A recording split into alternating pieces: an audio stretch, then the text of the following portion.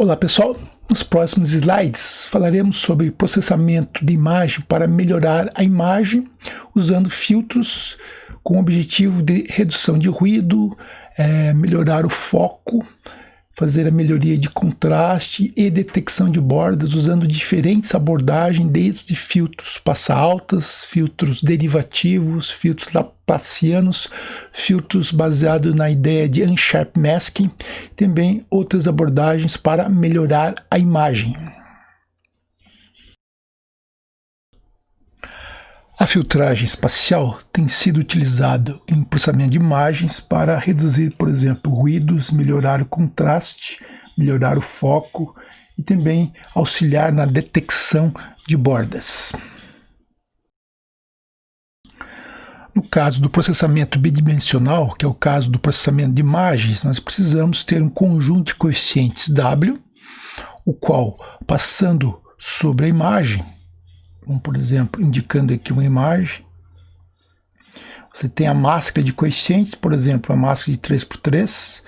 Neste ponto aqui é calculado o somatório de produtos entre os coeficientes W e os pontos que estão sob a máscara. Então, esse somatório de produtos resulta num filtro linear e, dependendo da escolha dos coeficientes, você pode ter um efeito, por exemplo, passa baixa, passa alta, entre outros.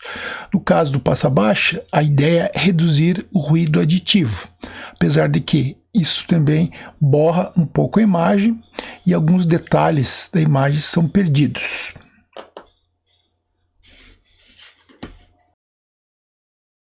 Por exemplo, se fizermos uma máscara com todos os coeficientes iguais, aqui nós teríamos uma máscara, por exemplo, 3x3.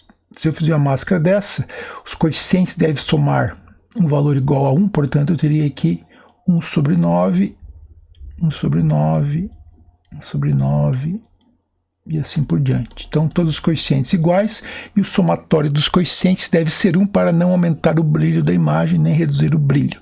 Então observe, à medida que eu aumento o tamanho da máscara, o efeito de borragem aumenta, ou seja, o filtro se torna, o filtro passa baixa mais restrito, né? À medida que aumenta o tamanho da imagem, da máscara no caso, né?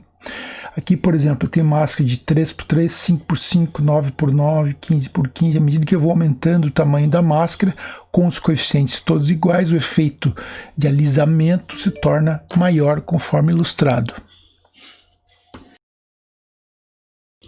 Nessa aplicação, vamos usar uma máscara passa-baixas para tentar eliminar pequenas estruturas ou ruídos. Aqui, por exemplo, após aplicar o filtro passa-baixas, nós temos uma imagem mais suavizada e após uma linearização, nós conseguimos eliminar as pequenas estruturas, pequenos objetos, e gerando essa imagem aqui que pode servir, por exemplo, para marcar os objetos, a região de interesse, em uma determinada aplicação.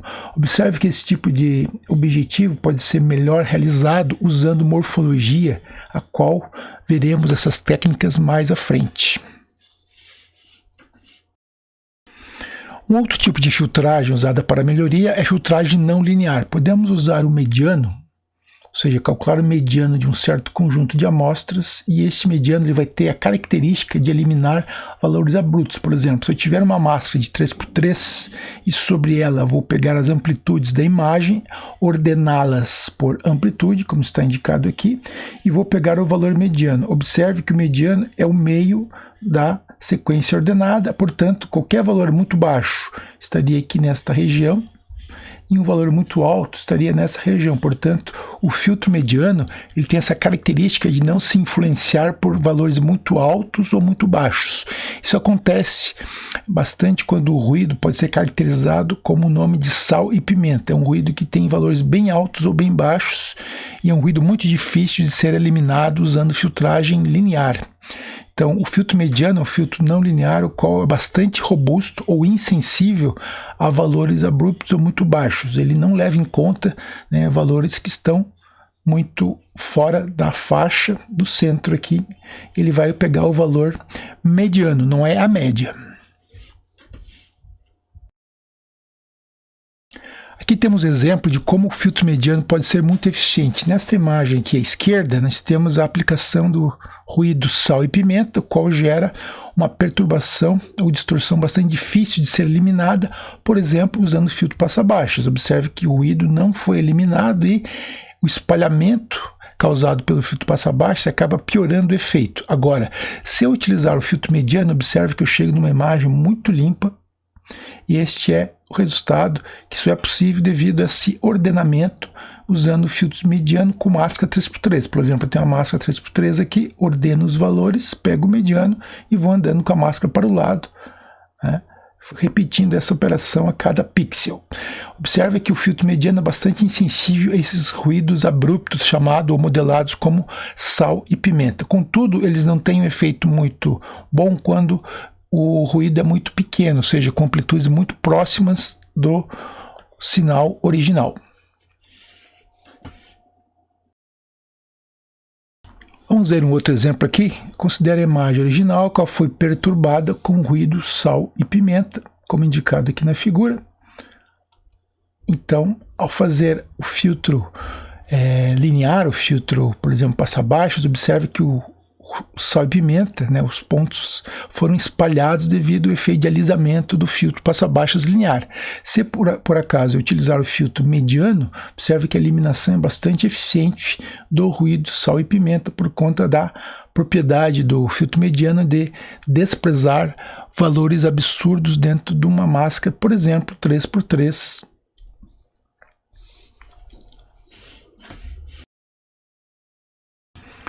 Os filtros de aguçamento servem para detectar detalhes mais finos, ou, por exemplo, melhorar as bordas ou melhorar o contraste, e serve muitas vezes também para detectar bordas ou fronteiras de regiões. Um tipo de filtro de aguçamento é esse filtro aqui, conhecido também por filtro laplaciano, o qual, quando está sobre uma região da imagem,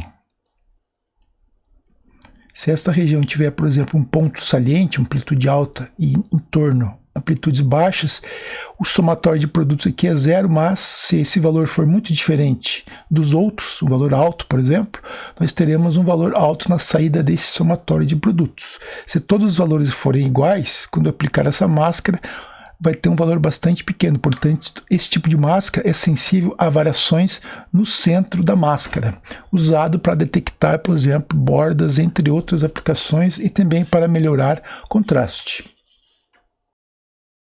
Um dos problemas dos filtros de aguçamento é que eles também amplificam ruídos. Então, uma abordagem bastante usada é um filtro chamado Unsharp Masking. Na verdade, o que ele faz, ele subtrai uma versão passa-baixa da imagem, e o efeito é enfatizar as altas frequências sem, no entanto, amplificar certos ruídos. Então, o processamento é basicamente você multiplica por uma constante a imagem original e subtrai a sua versão passa-baixas. Esse tipo de comportamento podemos observar que é equivalente a você adicionar uma versão passa-alta à imagem original. Portanto, você vai tornar a imagem com melhor contraste sem amplificar demasiadamente os ruídos ou pequenas variações da imagem. Então, é uma abordagem muito boa, muito eficiente para melhoria de contraste e melhorar a qualidade das pequenas variações que nós temos na imagem, sem aumentar demasiadamente o ruído, sem amplificar esses ruídos. Aqui vemos um exemplo de aplicação do Unsharp Masking usando um A igual a 1.7, por exemplo. Observe que a imagem original aqui no canto superior esquerdo tem este comportamento que, após eu detectar, usando o Unsharp Masking, eu tenho uma melhoria da imagem sem aguçar muito, sem amplificar muitos ruídos. Portanto, se observa maiores detalhes, a imagem fica com melhor contraste, comparado com a imagem original. Então, você vai fazer o quê? Você vai ter uma versão passa-baixa da imagem e vai subtrair a versão da imagem original. Então, você vai melhorar, na verdade, o conteúdo de alta frequência no final da operação. Então, o Unsharp Mask é muito utilizado por conta desta característica de melhorar o contraste com o uso de filtragem passa baixa no lugar de filtragem passa altas, que pode amplificar muito o ruído. Os filtros derivativos, por exemplo, o filtro que é baseado na ideia do gradiente, que é um vetor que tem a variação na direção x e o outro componente, que é a variação na direção y, pode ser obtido ou simulado, por exemplo, usando uma máscara desse tipo aqui, onde você tem coeficientes aqui todos em torno de -1, e aqui eu teria um valor que, dependendo da escolha, vai gerar um filtro derivativo, ou seja, vai amplificar as variações na imagem. Observe que a primeira derivada nos permite observar bordas. Se aplicarmos um limiar, comparar com limiar, nós podemos identificar a borda. Contudo, se aplicarmos a segunda derivada, fica muito mais fácil observar exatamente o ponto de máximo na borda. Então você consegue, através do cruzamento por zero, observar na segunda derivada aqui, aonde aconteceu o ponto máximo da borda. Isso é muito interessante, por exemplo, para localizar fronteiras de objetos. Contudo, o uso da segunda derivada, ela acaba tornando criando um problema qual amplifica ruídos ou pequenas perturbações na superfície por conta, por exemplo, de textura ou problemas de iluminação. Existem diferentes máscaras para calcular a variação. Nós podemos usar a máscara de Roberts. Na verdade, tem duas máscaras, uma na direção 45 e outra na direção -45. Podemos usar as máscaras de Prewitt, que tem sensibilidade à variação horizontal e vertical, e também pode ser feita também na direção diagonal. E também temos a máscara de Sobel, a qual tem uma diferença que ela dá mais importância para o centro da máscara. Isso faz com que ela tenha um desempenho tipicamente melhor que as outras máscaras. Então a máscara de Sobel pode ser calculada a 90 ou 0 graus, mas também pode ser ajustada para ter um comportamento a -45 graus ou mais 45 graus, apenas colocando, por exemplo, os coeficientes na posição indicada e da orientação de -45 ou mais 45. Por exemplo, um fio de Sobel a -45, eu poderia ter uma máscara aqui indicada com coeficientes, por exemplo, aqui -1, 0, -2, -1, aqui seria 0, aqui seria -1, aqui -2, 0 e 0. Por exemplo, aqui seria -1. Aqui, por exemplo, que indicaria variações, que seria mais. Aqui indicaria variações na direção de 45 graus, eu posso também colocar em outros ângulos, por exemplo, a mais 45. Se eu tiver máscaras maiores, 5x5, 7x7, assim por diante, eu posso ter ângulos melhores. Por exemplo, não só 45, posso ter 22.5, e posso ir aprimorando os ângulos para a detecção das variações conforme o tamanho da máscara. Geralmente a máscara de Sobel é a mais utilizada na prática porque ela dá mais importância para a região central, portanto tem um desempenho tipicamente melhor que as outras máscaras como Prewitt e Roberts. Uma aplicação para a detecção de borda usando Sobel é, por exemplo, identificar onde é que está a fronteira desta lente e eventualmente detectar a qualidade ou algum defeito eventual que pode aparecer nas bordas do processo de fabricação. Então, o uso de máscaras de Sobel, por exemplo, tanto na direção X como na direção Y e em outras direções, pode nos auxiliar a encontrar as fronteiras e as bordas dos objetos, e tem várias aplicações para esse tipo de processamento. Alguns filtros são chamados de laplacianos porque eles tentam simular o efeito da segunda derivada. Então ele é um escalar, é o somatório da segunda derivada numa direção mais a segunda derivada na outra direção. E um dos filtros conhecidos como laplaciano é este filtro aqui, com -4 no centro, 1, 1, 1, 1 e 0 nos outros pontos. Ok? Então podemos também encontrar alguns laplacianos que são assim, ó. Você vai encontrar na literatura. Este filtro aqui também ele é chamado laplaciano, e podemos ter máscara de tamanhos maiores, dependendo da aplicação. Então aqui é 3x3, é o típico, mas podemos ter outras dimensões. A desvantagem deste filtro é que ele é muito sensível a ruídos, apesar de que com certo cuidado, como veremos mais à frente, podemos usá-los eficientemente para a detecção de bordas e mesmo assim eles podem, digamos, ser imunes ou pelo menos reduzir a sua sensibilidade a ruídos usando uma filtragem passa baixa antes, como veremos mais à frente.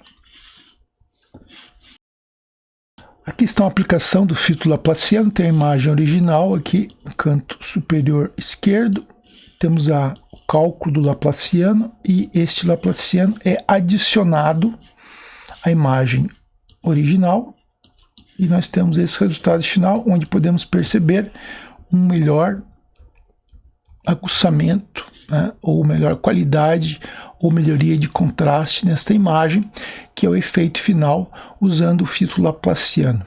Esse filtro deve ser usado com cuidado porque ele é muito sensível a pequenas variações, por exemplo, em função da textura ou problemas de iluminação.